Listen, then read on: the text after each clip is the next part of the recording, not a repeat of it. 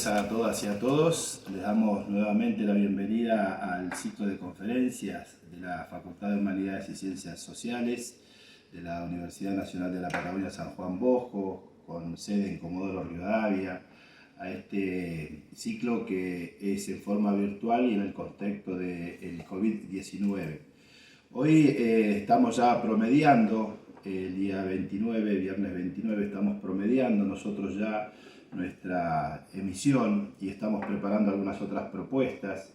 Y hoy tenemos el agrado de presentar al licenciado en Trabajo Social Eduardo López, quien es docente también de la carrera de Trabajo Social en la Universidad Nacional de La Plata. También es docente para los posgrados en la Universidad de Buenos Aires, en la UBA. Es docente titular de la Cátedra Sujetos Sociales, Trabajo Social y Sujetos Sociales, y también es magíster en Servicio Social y doctor en Servicio Social, Políticas Sociales y Movimientos Sociales. Así que con toda esta presentación, en principio un amigo que ha querido estar presente aquí en este ciclo, le agradecemos su presencia y también la temática con la cual hoy va a contribuir justamente a este ciclo. Y ha trabajado mucho el tema también ambiental en zonas periféricas de La Plata como investigador, y ha desarrollado también varias publicaciones en la revista Margen y en otros lugares donde ha podido difundir la actividad de investigación. Así que bueno, en realidad hoy vamos a tener una conversación, si se quiere, con alguien que tiene mucha experiencia y que quiere aportar un poco de reflexión en este contexto justamente al tema que él viene a proponernos el día de hoy. Les agradecemos a ustedes también su presencia permanentemente en este ciclo. Un ciclo que está teniendo no solamente personas de carácter nacional, sino también de carácter internacional en sus visitas. Y les indicamos también que toda la producción que estamos haciendo actualmente aquí en la Universidad Nacional de la Patagonia San Juan Bosco quedará grabada en el canal de YouTube de la universidad, puntualmente de la Facultad de Humanidades y Ciencias Sociales, y puede ser de consulta para ustedes y con uso pedagógico también para aquellos de trabajo social que así lo deseen. Esperamos que puedan disfrutar también de esta misión, como nosotros lo hacemos, y quedamos abiertos para cualquier consulta que ustedes nos quieran hacer en función de este ciclo de conferencias. Muchas gracias.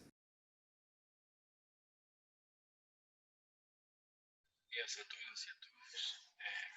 Muchas gracias a la Universidad Nacional Patagonia San Juan Bosco por esta oportunidad.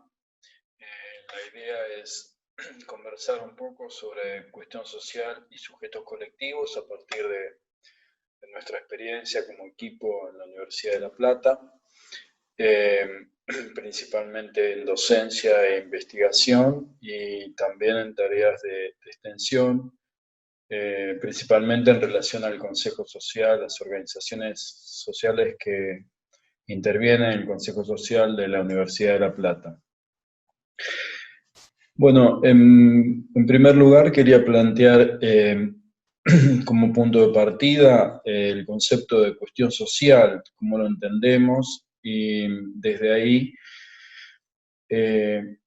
partimos de la idea de Alfredo Carballeda como la desestructuración masiva de un determinado orden social que garantiza integración, ¿no? O sea, un desenganche masivo de los mecanismos de afiliación que sostienen la integración social. Bueno, esto tiene clara relación con la coyuntura, ¿no? Una coyuntura actual de endeudamiento combinada con fuga de divisas, pérdida de empleo, fenómenos importantes de empobrecimiento de la población. En términos sistémicos, podemos ver una vez más una cierta implosión del sistema digamos, un movimiento inverso a lo que ha sido los años de oro del capitalismo, ¿no? Donde integraba cada día más personas y subsumía, digamos, objetos y recursos. Y este fenómeno que estamos viendo en esta fase, digamos, de neoliberalismo tardío o capitalismo senil, lo que estamos viendo es una, diría Íñigo Carrera, eh, fenómenos de descomposición social. Me interesa mucho este concepto porque abre, digamos, pone luz sobre justamente esta inversión de de la práctica hegemónica capitalista de subsunción permanente de personas y objetos, ¿no? Esta descomposición social es un concepto que me parece que nos abre a pensar en que los mecanismos que tradicionalmente durante todo el siglo XX hemos visto que reaseguraban el orden capitalista, se entran a deteriorar. Por lo tanto, ahí aparece una alternativa, digamos, de intervención que antes no la teníamos tan abierta. Eso lo vamos a profundizar con los conceptos de emergencia de los sujetos colectivos y emergencia de alternativas. Justamente tienen que ver, por lo menos, entender la coyuntura como un proceso de descomposición social nos permite, digamos, echar más luz y tener más capacidad, digamos, para poder pensar lo nuevo, lo que emerge, lo que viene de abajo, lo que viene de atrás. El psicoanalista Jorge Alemán nos hablaría de un momento marxista, pero sin sujeto histórico. En realidad, coincido con esta idea del momento marxista porque justamente esta idea de descomposición lo que nos permite es reordenar esos, para el sistema de recursos, para nosotros sujetos, reordenarlos en otras lógicas. Esto no era posible en la etapa de clara hegemonía, podríamos decir, de los años dorados del capitalismo. Hoy es más posible, aunque en nuestro imaginario aparece más lejano. En términos objetivos, considero que es más posible, pero en términos subjetivos todavía tenemos una imposibilidad marcada de pensarlo. Diríamos que hay condiciones objetivas, pero no tanto subjetivas para la emergencia de alternativas.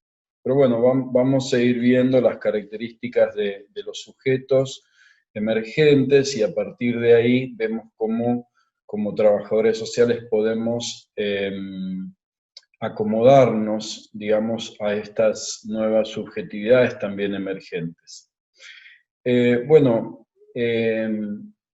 ante esta crisis, digamos, podríamos pensar en dos grandes alternativas.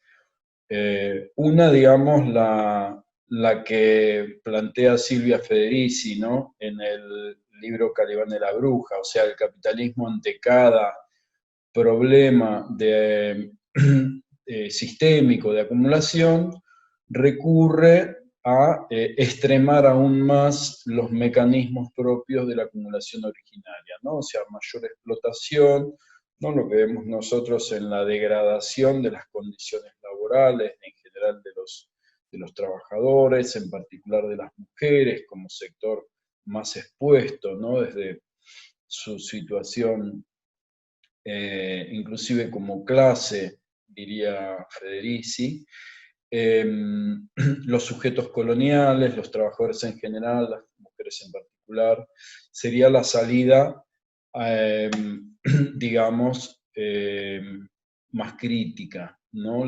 Una vuelta, una acumulación originaria, donde mujeres y sujetos coloniales paguen el costo de la crisis. La otra salida, en la cual nos tendemos a pensar, es una salida a lo Boaventura Santos, una especie de coyuntura, de posibilidad de rearticulación de un modo de producción y un modo de producir sociedad y de producir y de reproducir el sistema económico social capitalista con otros modos de vida emergentes, contrahegemónicos, no hegemónicos, subalternizados, que pueden tener más o menos capacidad de negociación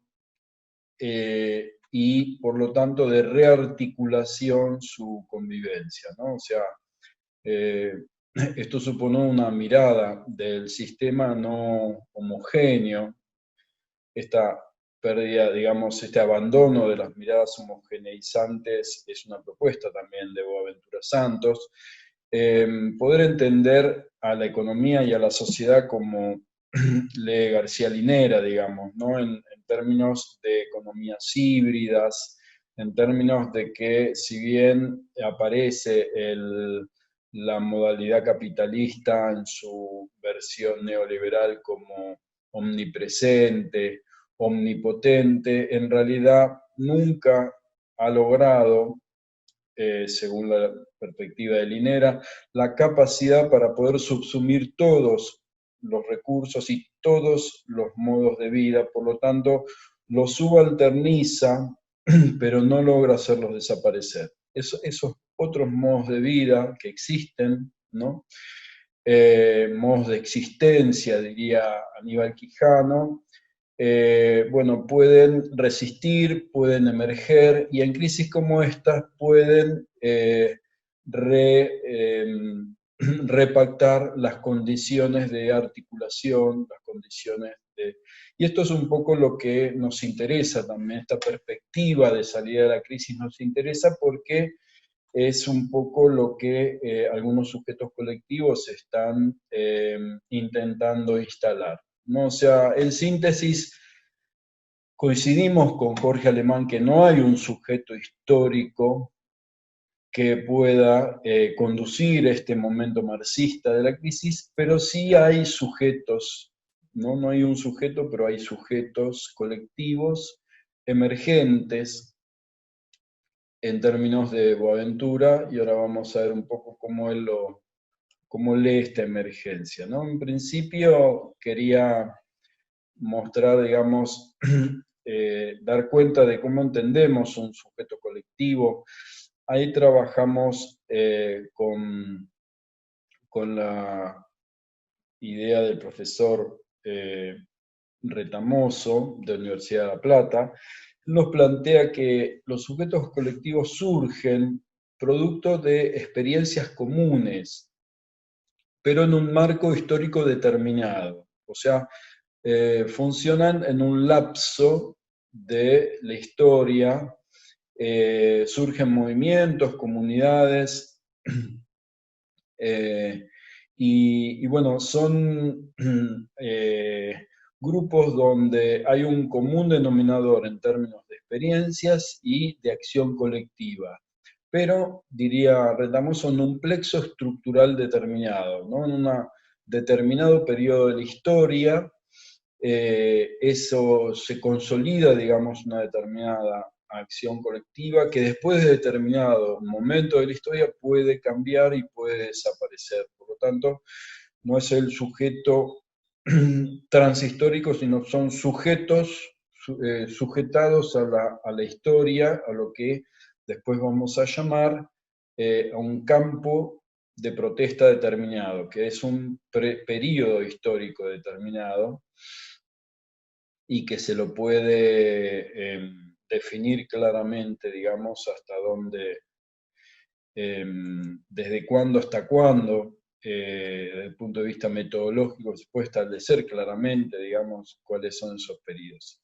Bueno, otro concepto que tomamos de Boaventura Santos es cómo nos aproximamos a esos sujetos, o sea, qué nos interesa desde el trabajo social. Bueno, a mí me interesa la perspectiva de Santos cuando plantea la hermenéutica de las emergencias, ¿no? O sea, una forma de interpretar, una forma abierta, no en términos de sesgo, en términos de marcos teóricos, conceptuales, una forma abierta de interpretar la experiencia.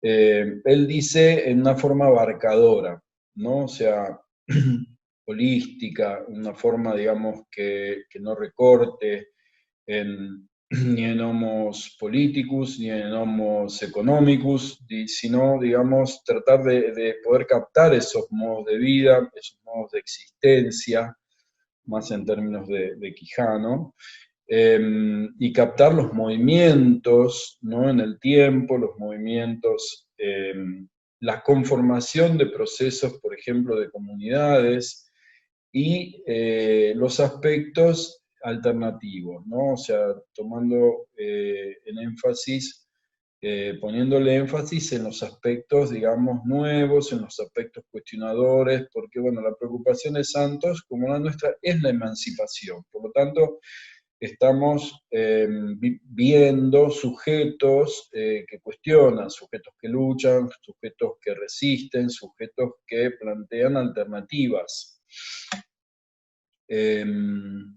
Bueno, una dimensión que nos llama poderosamente la atención para entrarle a estos sujetos por distintos autores es la idea de demandas, ¿no? La idea de demanda tan central en la perspectiva de trabajo social de Carballeda, definitoria de alguna forma fundacional del trabajo social. Bueno, es también para el profesor Retamoso un indicador privilegiado para poder saber de quién hablamos en términos de sujetos colectivos, ¿no? La demanda diría quién eres para Retamoso. La demanda te define. Y él lo plantea en términos también políticos, ¿no? Siguiendo a Ernesto Laclau, él trata de seguir esta argumentación, digamos, la importancia de las demandas, ¿no? Para Laclau la perspectiva nacional popular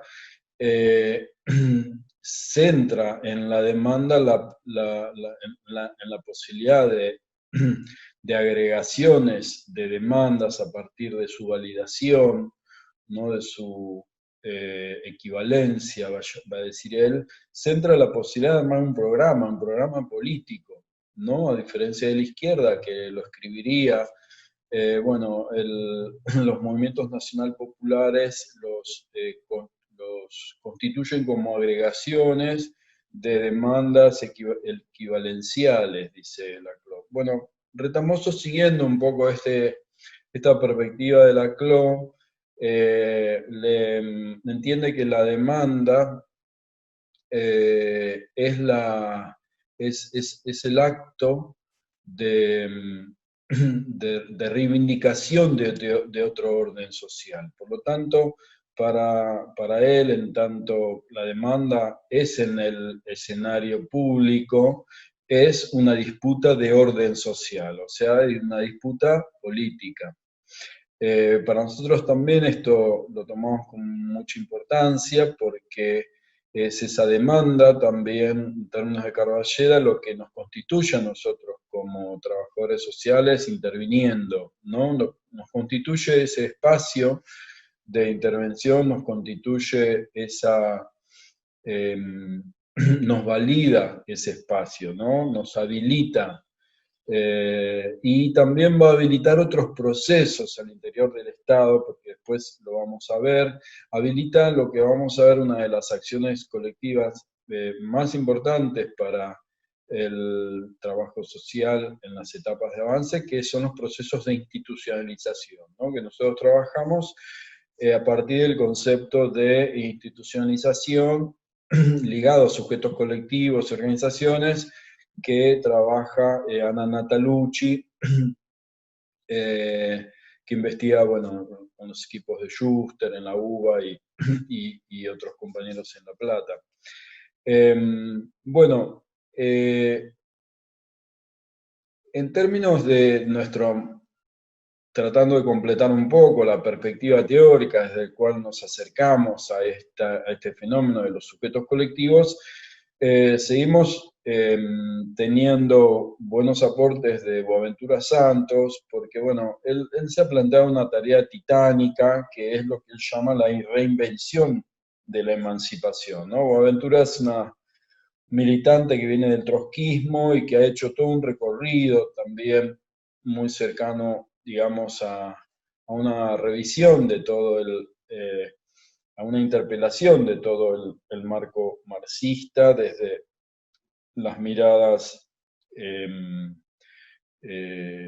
abriéndose a las miradas ecologistas, inclusive ahora la teoría feminista, o sea, es una perspectiva muy dialógica, muy abierta, y principalmente en los últimos tiempos también a las epistemologías del sur, a las miradas, digamos, que tienen producto de alguna forma de esta deriva crítica de la teoría de la dependencia, y en su búsqueda, digamos, de abandonar el eurocentrismo y acercándose a las teorías decoloniales. Bueno, por ese motivo a nosotros nos interesa esta búsqueda de reinvención de la emancipación, en la cual nos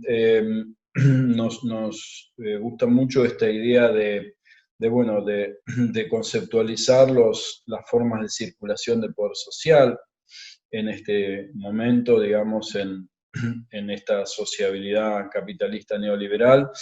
Él ahí hace en su investigación por los países semiperiféricos y periféricos, hace una síntesis de esta forma de circulación de poder social, que él va a enumerar en 6 formas, ¿no? Como patriarcado, explotación, dominación, intercambio desigual, fetichismo de mercaderías, diferencias identitarias desiguales.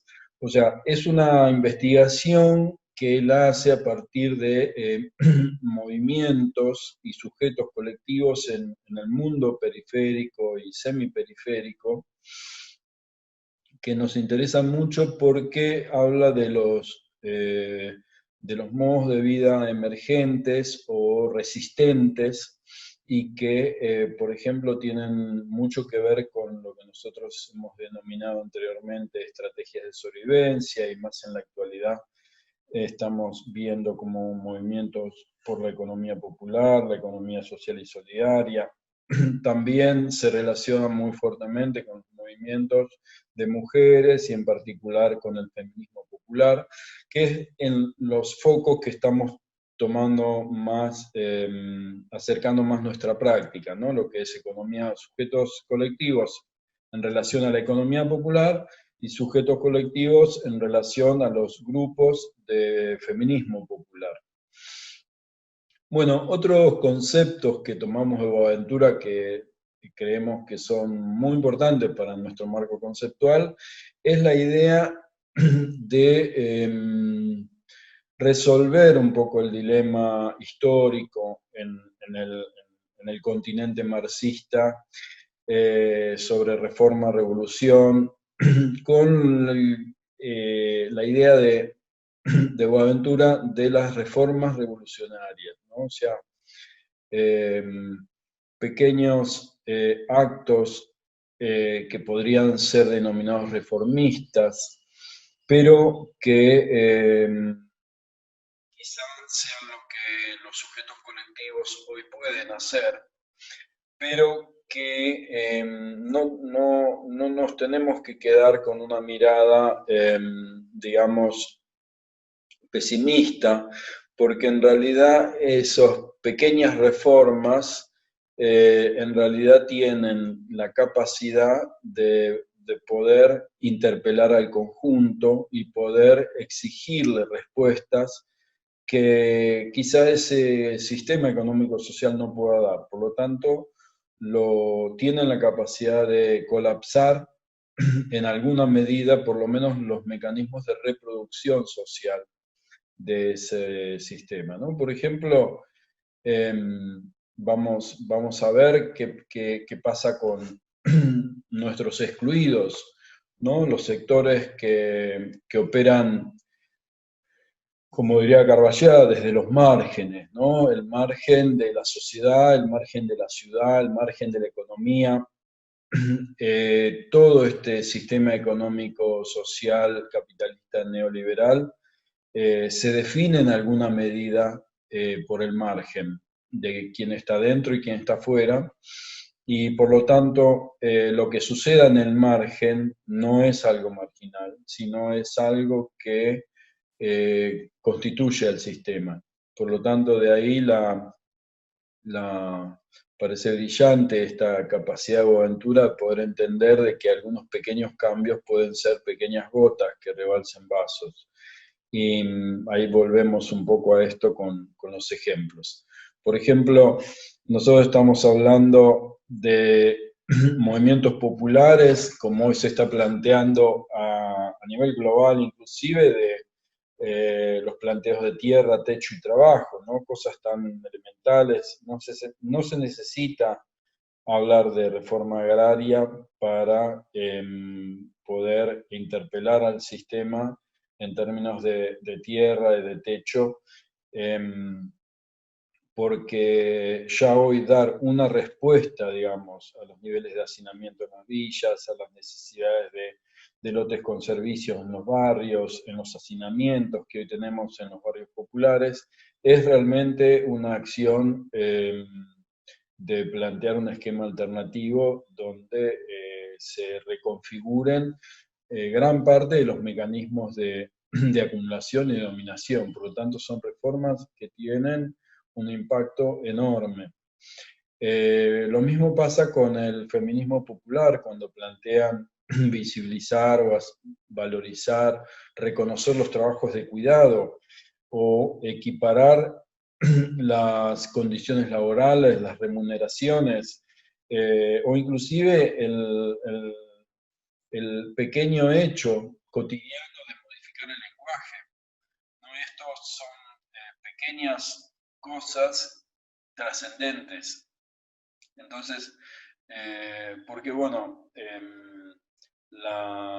estas reformas implican reestructurar todo el sistema, por ejemplo, de distribución, todo el sistema de reproducción social, ¿no? Como puede ser el lenguaje o puede ser la redistribución de la riqueza en términos de reforma urbana o reforma agraria, o el tema de poder plantear de nuevo el pleno empleo, ¿no? Son respuestas que este sistema, como está planteado, no puede dar, por lo tanto tienen capacidad de colapso del mismo. En ese sentido, me parece interesante entender de que algunos planteos de los sujetos colectivos tienen esa capacidad revolucionaria, aunque no lo piensen como una revolución. Bueno, por eso estamos hablando permanentemente de sujetos que componen en la medida en que se agregan, en la medida en que, porque si cuando hablamos de la categoría sujetos colectivos, podemos estar hablando de un fenómeno muy microsocial, muy reducido, podemos estar hablando de un grupo de hombres o mujeres que se agrupan en un barrio para asistirse, pero en la medida en que se agregan podemos entender que conforman movimientos y sujetos están los dos recorridos por la misma acción colectiva. por lo tanto podemos entenderlos como parte de lo mismo, como categorías asociadas, en el sentido de que esos movimientos van a ser en alguna medida agregados de sujetos colectivos menores, ¿no? Por lo tanto, vamos a empezar a hablar en forma relacionada de sujetos y de movimientos, ¿no? Por ejemplo, y cuando hablamos de movimientos o movimientos sociales, entendemos que no hay una ruptura, una división clara entre movimiento social y movimientos políticos, porque los movimientos sociales buscan redefinir el orden social. Por lo tanto, son políticos, o sea, redefinir el orden social, alterar ese orden social, esos movimientos sociales, por definición, plantean una acción pública, por lo tanto se plantean como, si bien no se enuncian, ni se nominan como un movimiento político o partidario, son en esencia políticos y son en esencia buscadores de otro orden, redefinidores de otro orden social, por lo tanto, de otra política. En ese sentido, podemos decir que bueno, los movimientos sociales buscan o demandan alterar el orden social. Bueno, hasta acá un poco como vemos desde el trabajo social, estos movimientos sociales, estos sujetos colectivos.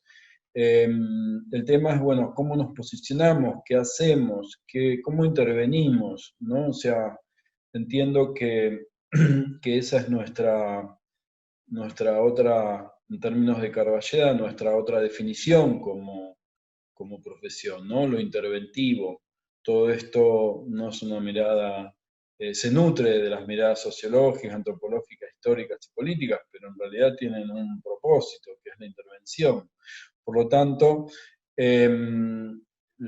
toda esta perspectiva está orientada a la intervención, ¿no? El concepto, para empezar a pensar un poco la intervención desde el trabajo social con sujetos colectivos, el concepto que venimos elaborando con cierta capacidad de poder totalizar un poco la intervención y a su vez guiar en términos de principios, nuestros fundamentos, nuestra intervención, hablamos y proponemos el concepto de sinergia emancipatoria, ¿no? Y eso refiere a una forma de asociación del trabajador social con los sujetos colectivos, de forma de unir fuerzas, de forma de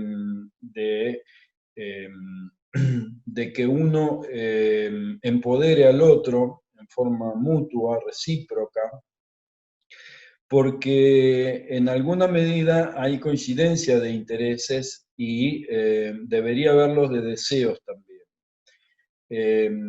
El trabajo social plantea esta emancipación, los sujetos colectivos trabajan por la emancipación, pero bueno, los sujetos colectivos en su necesidad de reproducción, de sobrevivencia, no todas las estrategias que ponen en juego son emancipatorias, ¿no? Muchas veces lo vemos trabajando con recuperadores urbanos, con carreros, con cartoneros, vemos, no todas las estrategias por ahí son solidarias, colectivas, muchas que son individualistas y de competencia.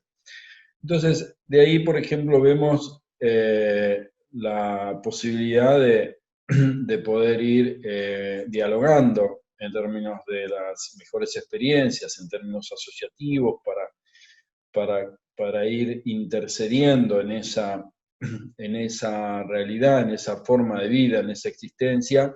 Y desde ahí, bueno, tomamos también un poco la perspectiva de Aníbal Quijano, de entender cuál es el nivel de, cuál es el poder que puede tener la intervención. La intervención no va a constituir el orden nuevo.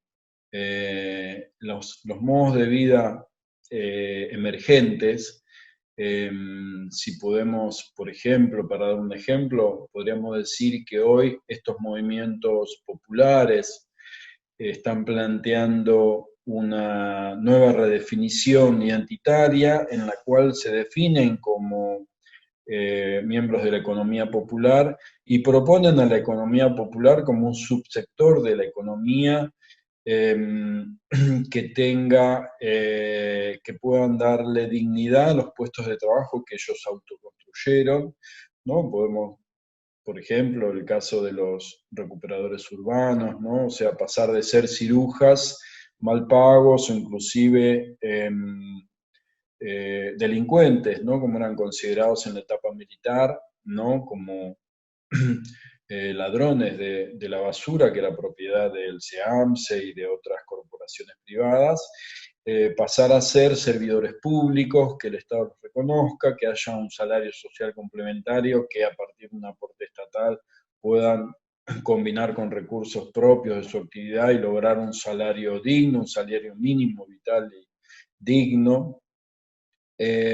Bueno, esa utopía de construir la economía popular como un sistema de economía laboral digno es una propuesta, digamos, que el trabajo social tiene que visualizar, tiene que, en todo caso, entender que es un modo de existencia que el trabajo social, la intervención no es capaz de producir. La intervención lo que puede hacer, diría Aníbal Quijano, es solamente torcer en pequeños grados esos rumbos que definen los pueblos, que definen las poblaciones, que definen las mareas humanas, como está pasando hoy con varios millones de trabajadoras y trabajadores que están en esta utopía de construir un subsistema económico con otros valores, con otras protecciones, con otros aportes, con otros procesos.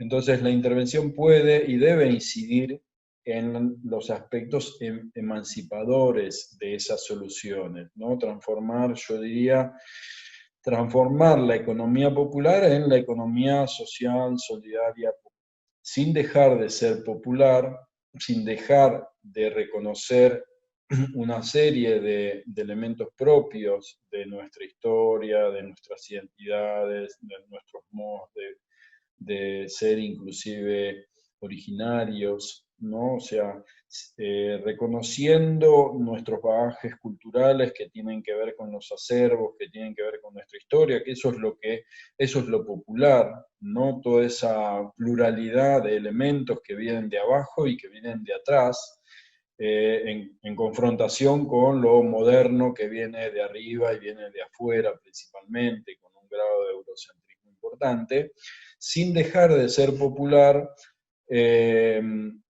mejorar en sus aspectos, digamos, de solidaridad, de reciprocidad, inclusive de productividad, tomando un concepto de productividad distinto al que usa el capitalismo en términos de lograr una ventaja, digamos, de producción apropiable por un sector minoritario. O sea, acá buscar productividad significa que esa economía popular logre un mayor nivel de beneficio para ese sujeto, para la familia, con un nivel menor de esfuerzo. Eso es la productividad en términos de economía popular y solidaria, distinto al concepto que se aplica generalmente en términos neoclásicos, que tiene que ver con la reducción de puestos de trabajo, por ejemplo, reducción de la inversión en masa laboral. Entonces, eso es lo que entendemos como sinergia emancipatoria, que es un poco un concepto madre que orienta nuestras propuestas metodológicas. Bueno, en ese sentido, nosotros vamos desarrollando como grupo una propuesta metodológica que está en este momento en desarrollo. Y bueno, parte de poder entender, digamos, cómo se inscribe ese sujeto colectivo determinado que nos toca intervenir en la historia, ¿no? En el proceso económico-social, en el proceso político. Entonces ahí usamos un primer concepto que nos propone Ramírez Viguera, que es entender ese sujeto en el marco de un campo de protesta. O sea, un campo de protesta es un espacio temporal, es un espacio histórico, generalmente dividido entre dos puntos de inflexión, que en realidad son acontecimientos que dan inicio a ese proceso histórico y probablemente también con otro acontecimiento se dé por terminada, digamos, esa ventana de oportunidad que han tenido los sujetos colectivos. Entonces, el campo de protesta, por ejemplo, podríamos decir que en primeros años de este siglo, del 2003 a 2015, hubo un periodo con determinadas condiciones para construir derechos en la Argentina, que en diciembre de 2015 eso cambió, o sea, muchos sujetos colectivos de los movimientos populares han tenido que pasar de estar gestando e implementando programas de salud, de educación, pasar a resistir, digamos, el despojo, la desinversión, desarmar los programas, o sea, el diciembre de 2015 podría haber sido un punto de inflexión de estas características. También tenemos que el fin de la etapa de Macri podría haber sido un punto de inflexión fundamental y, por ejemplo, la pandemia es un punto de inflexión, ¿no? O sea, estamos hablando en Argentina de marzo del 2020, donde lo que podíamos reclamar, manifestar, accionar, activar antes de la pandemia es muy distinto a lo que podemos hacer y lo que debemos hacer después. No reconocer, y ahí ya hay un punto de intervención importante, porque el trabajo social, a partir del análisis histórico, del análisis de estos puntos de ruptura, nos permiten y permiten asistir a los procesos de conocimiento, de aprendizaje, de capacitación de estos sujetos colectivos, por ejemplo, en los cambios en esas ventanas de oportunidad para los sujetos colectivos. Por ejemplo, yo entiendo que la asunción de Alberto Fernández es también la posibilidad se abre la ventana de poder cogestionar algunas políticas públicas, de poder institucionalizar alguna recuperación de derechos. Por lo tanto, entender la etapa histórica es un primer punto importante para poder trabajar juntos con los sujetos colectivos. En términos de acciones colectivas, nosotros tenemos que, digamos, un segundo punto de nuestra propuesta metodológica podría ser la descripción y explicación de las acciones colectivas, características de este campo emancipatorio, de este campo de protesta, o sea, de lo que se puede hacer, que se deriva en gran medida desde nuestra teoría, digamos, de acción colectiva que estamos trabajando más, que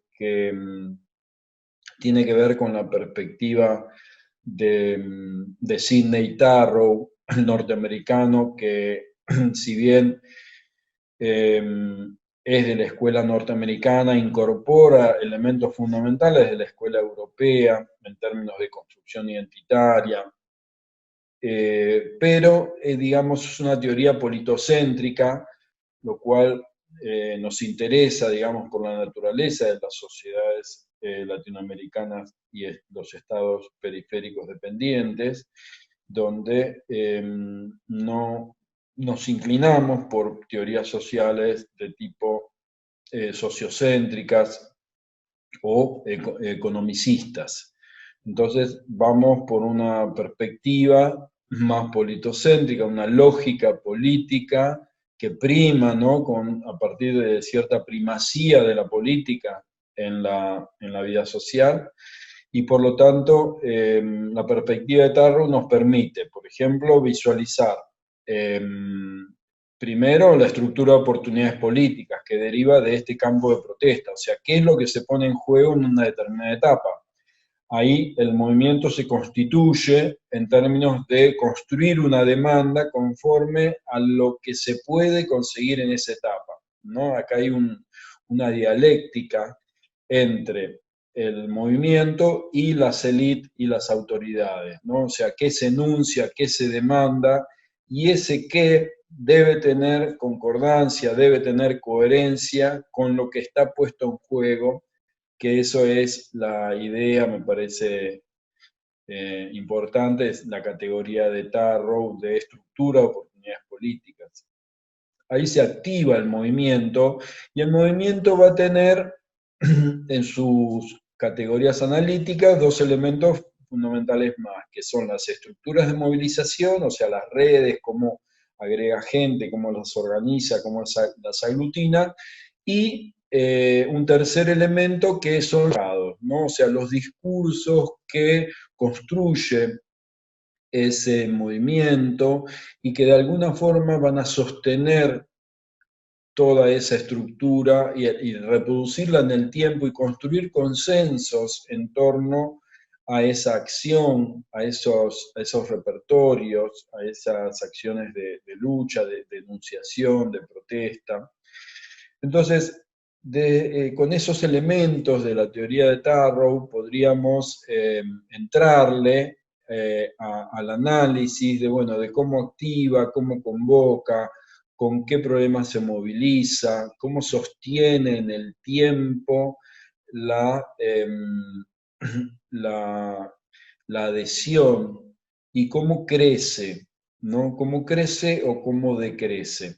Y ahí está, digamos, la magia del enmarcado, el arte de la enunciación, de la síntesis, de las consignas, de los valores, de los colores, de las palabras, lo que Tarrow llama el enmarcado, ¿no? O sea, cómo esa convergencia de elementos simbólicos, de enunciación, de significado, van permitiendo sumar o alejar, digamos, a más sujetos a las estructuras de movilización.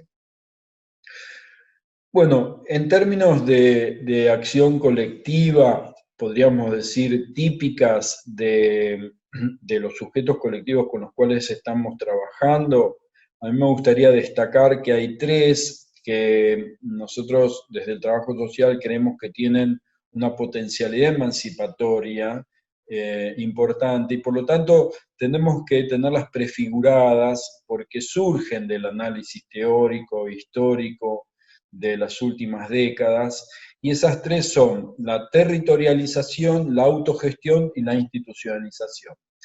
La territorialización refiere a todos aquellos fenómenos que fueron disparados a partir del doble efecto, diría Javier Brancoli, de la descolectivización que se combinó en el mismo momento con la segregación socioespacial, ¿no? Esto fue muy fuerte en la dictadura militar, los inicios del neoliberalismo en Argentina, donde tenemos planes de erradicación de villas, demoliciones masivas de viviendas, o sea, donde se consolida prácticamente más de un anillo del conurbano con asentamientos forzosos, o sea, la segregación socioespacial que comienza en esa etapa por la fuerza, después en las décadas siguientes sigue por mecanismos menos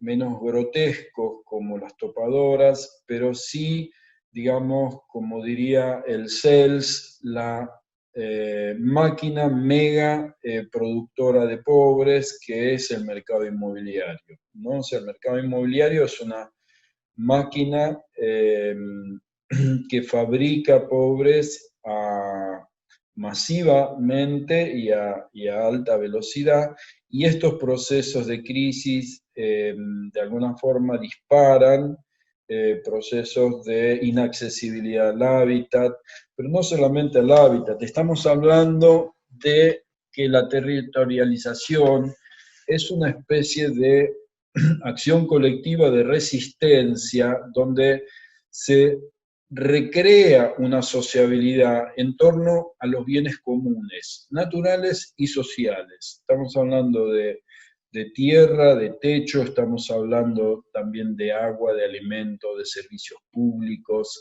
O sea, la territorialización son fenómenos múltiples de creación de nuevas mallas sociales sobre los espacios, sobre las cosas, sobre los elementos materiales, donde la dimensión espacial de alguna forma interpela la teoría social, pero la construcción social también actúa en forma dialéctica sobre ese espacio, modificándolo y recreando permanentemente nuevas formas de reapropiación. Por lo tanto, ahí la mirada del trabajo social tiene que ser muy aguda y muy investigativa, porque esto es una recreación permanente, o sea, hay una acción colectiva intensa de modalidades alternativas, de emergencia de modalidades alternativas, de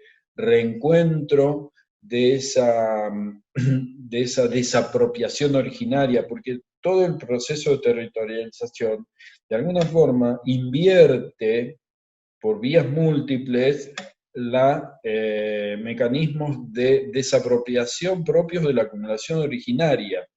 O sea, el desencuentro, la desapropiación de la tierra, del alimento, de los bienes naturales, para interponer al mercado laboral como institución privilegiada, como mediación necesaria para reencontrarse el sujeto con esos bienes comunes, con esos bienes sociales y naturales.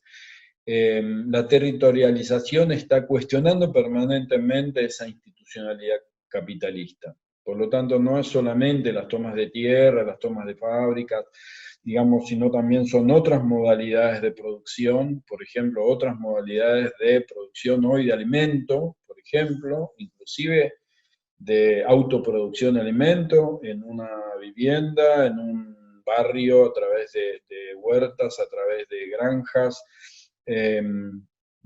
las colonias que hoy se está planteando, o sea, son nuevas formas permanentes de construir el hábitat por modalidades múltiples de autogestión de hábitat, sean de autoconstrucción o otro tipo de acciones de gestión autónoma o asociada.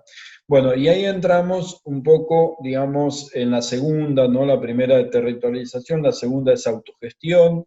La autogestión nos parece un movimiento también fundamental en términos de acción colectiva, porque la autogestión se hace fuerte también a partir de los desarrollos históricos de Brancoli. En las décadas siguientes, en las décadas del 80, del 90, donde el Estado toma distintas estrategias primero, de subalternización clientelar de esos sujetos colectivos y después de cooptación de dirigentes. Esto está visto en la bibliografía de sociología política, de trabajo social, digamos, cómo estos fenómenos son recurrentes, y los sujetos colectivos construyen estrategias de independencia de esas pretensiones de subalternización, principalmente por parte del Estado, pero no necesariamente, no totalmente, sino también de organizaciones privadas, de ONG, fundaciones, muy ligadas inclusive a la gerencia social de los 90. Por lo tanto, la autogestión es una acción colectiva de resistencia, al igual que la anterior, donde se recentra en los sujetos en términos, digamos, de recrear sus modalidades de pensamiento en forma autocentrada a partir de resemantizar una serie de valores, de resignificar prácticas y de búsqueda permanente de una perspectiva crítica de lo establecido en términos de poder construir un pensamiento más autónomo, más fiel a sus intereses. Por lo tanto, ahí aparece toda una beta de recuperación de saberes. Por ejemplo, nos está pasando que hoy los productores del periurbano de La Plata están quedando afuera del negocio de la horticultura industrial a base de insumos en dólares, de agroquímicos, de semillas híbridas, del paquete tecnológico de las grandes corporaciones semilleras y de producción de abonos químicos y de venenos. Están quedando afuera de ese sistema productivo, empobrecidos, sin capacidad de pagar la renta de la tierra, de pagar la luz, los servicios públicos, los paquetes, sin dinero para comprar los paquetes de semillas. Entonces, una de las alternativas que se está llevando a cabo es la migración a la producción orgánica. Y en esa migración, por ejemplo, aparece el segmento del conocimiento como una dimensión que realmente necesita una perspectiva de tipo autogestiva, porque en realidad hay una primacía, digamos, heterónoma en términos de conocimiento. O sea, durante muchísimos años las empresas le han dicho a los horticultores, muchos de ellos provenientes de Bolivia, que sus conocimientos no servían, que eran atrasados, que no eran modernos, que no eran científicos, y en realidad hoy tenemos que esos conocimientos tan modernos y tan evolucionados no están dando respuesta, y por lo tanto muchos de ellos están intentando volver a rescatar esos conocimientos originarios, como por ejemplo puede ser la milpa, como sistemas de control biológico de plagas, sustentable, digamos, y absolutamente económicos, no asociando cultivos y en general los sistemas, digamos, de abonos, de venenos, de selecciones genéticas, digamos, de tipo orgánicos o de tipo ecológicos, son, digamos, muy accesibles, pero demandan resignificar todos estos sistemas de conocimiento que diría Boaventura Santos, están dejerarquizados, están invisibilizados, están una invisibilidad que se produjo con una activa intervención, ¿no? Entonces, ahí hay también un punto de intervención importante en términos de volver a visibilizar, volver a identificar, resemantizar, digamos, invertir en una serie de factores propios de una deculturación y una transculturación que se ha hecho con elementos de la cultura moderna, capitalista, en su versión neoliberal, que hoy está en clara retracción, en clara incapacidad de incorporar al sistema económico-social a estos sujetos colectivos. Por lo tanto, está en una crisis de legitimidad, con lo cual abre a la posibilidad de una crisis de hegemonía de esos conocimientos, de esas formas de dar respuesta. Y eso para nosotros es una oportunidad. Bueno, por último, otra acción colectiva que queremos destacar es la institucionalización. Nosotros trabajamos la perspectiva de Ana Natalucci, cómo los movimientos populares durante la década del 2003 al 2015 han logrado institucionalizar una serie de demandas que se fueron transformando en políticas públicas, en programas sociales, en derechos sociales, en asignaciones, en distintas condiciones de que el Estado permitió accesibilidad a bienes sociales, a bienes públicos, y por lo tanto esa capacidad que tienen los sujetos colectivos de institucionalizar sus demandas es una potencialidad, no es un hecho, es una potencialidad. O sea, no todos los sujetos colectivos de alguna forma inclusive se lo proponen. Esto tiene mucho más que ver con lo que Natalucci llama las gramáticas movimentistas, que en aquellas gramáticas políticas de tipo autonomista o inclusive clasistas. En estas dos últimas, la idea del Estado es una idea más lejana, el Estado es casi una especie de enemigo, es un Estado de clase, es un Estado sin autonomía relativa, es un Estado que no puede generar beneficios al sujeto colectivo, por lo tanto, esta institucionalización es mucho más probable en los sujetos de gramática política de tipo movimentista, ¿no? Lo que identificaríamos más con los partidos nacionales, populares, como el peronismo, el radicalismo, los que vienen de alguna forma de esa tradición histórica. Por lo tanto, en términos de los grupos más autonomistas y clasistas, también considero que se abre una perspectiva de intervención.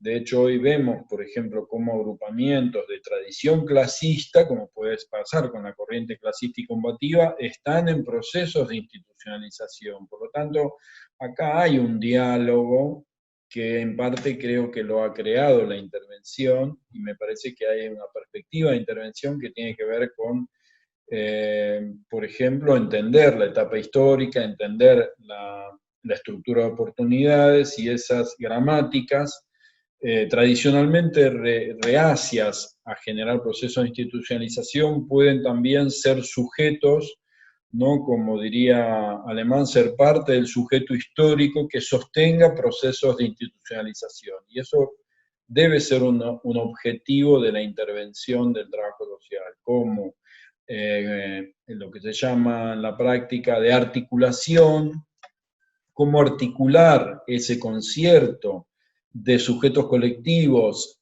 sin perder, digamos, la singularidad, las identidades, las historias de cada uno desde sus perspectivas, ¿no? Sus gramáticas, sin necesidad, sin imponer procesos de homogeneización, desde sus identidades, ser también parte de procesos de construcción de derecho. Para esto nosotros estamos revisando y proponiendo instrumentos como pueden ser, por ejemplo, los diálogos de saberes que propone Boaventura Santos, en particular el trabajo de traducción. El trabajo de traducción que se basa en la sociología de las ausencias y de la sociología de las emergencias, nos propone dispositivos, por ejemplo, de escucha, dialógicos, de diálogo, de traducción de contenidos para que las distintas gramáticas puedan entender al otro y puedan acercarse y construir escenarios de convergencia de sentidos, ¿no? En ese sentido, creemos que la práctica de articulación es un eje central también en la perspectiva interventiva del trabajo social. Por eso nos va a interesar no solamente esta propuesta interventiva de Santos, de trabajo de traducción, sino también la perspectiva de instrumental de Héctor Pogiese, cuando él nos plantea la construcción de escenarios participativos de gestión asociada. Nosotros creemos que en etapas como la que estamos iniciando ahora, ¿no?, que abre el Frente de Todos con Alberto Fernández y Cristina Fernández, permite volver a esquemas parecidos de institucionalización de demandas, pero pensemos que el Estado está en menos condiciones todavía de lo que quedó en diciembre del 2015 para gestionar. Lo hemos visto en la posibilidad de atender la pandemia en el sistema de salud, o sea, durante varios meses se tuvo que, contrarreloj, rearmar sistemas de salud devastados. Entonces, en un esquema de deterioro, diría Carballeda, de erosión institucional, de pérdida de su función, de pérdida de su capacidad de enunciación, inclusive, discursiva del Estado, de abandono de los objetivos, digamos, después de muchos años, de procesos de deterioro de las estructuras estatales, tenemos que apostar a reforzar esas capacidades de intervención a partir de fuerzas de la sociedad civil también, que compensen esa reducción estatal. Es ahí donde Pogiese nos brinda una metodología interesante de intervención, porque él nos lleva a leer los escenarios y poder crear, digamos, escenarios participativos donde se sumen los elementos y los actores estatales a los actores de la sociedad civil y puedan conformar acuerdos de trabajo y puedan generar metodologías de planificación participativa, donde ese dispositivo de unión de mesas de trabajo, ¿no? Lo podríamos, para dar un ejemplo, serán las mesas de gestión de tierra o muchos consejos, donde, ¿qué es lo que sucede en esas mesas?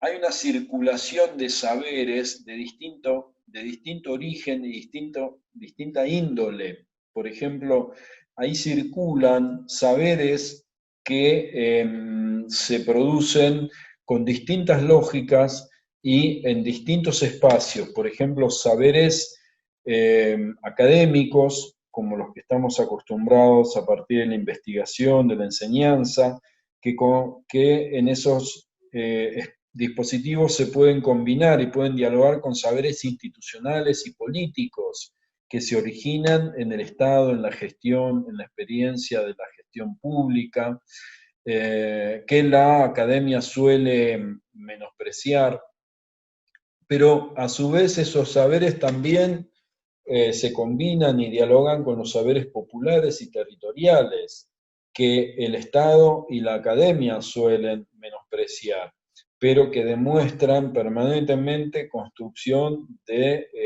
conocimiento válido. Por lo tanto, tenemos que, esos dispositivos tienen que funcionar con la idea de Boaventura de que los conocimientos válidos tienen distintas formas o distintos modos de producción. Por lo tanto, él va a proponernos una cierta ecología de saberes y una circulación de los saberes. Otro elemento que me parece muy interesante en esta idea de combinar los escenarios de planificación-gestión es la idea de ecología de tiempos que plantea Boaventura, que deberían jugar en el marco de estos escenarios de planificación-gestión. Dice Boaventura que cuando nosotros como Estado, por ejemplo, o desde una organización le imponemos a otra organización nuestros tiempos, podemos llegar al colapso de esa organización. Y esto me parece que tiene que hacernos pensar cuántas veces nosotros desde el Estado hemos generado condicionamientos a las organizaciones que han sido imposibles de sobrepasar, y en esos condicionamientos tenemos que echar luz sobre el tema de los tiempos. Habría que ver si nosotros no nos hemos equivocado en ese sentido.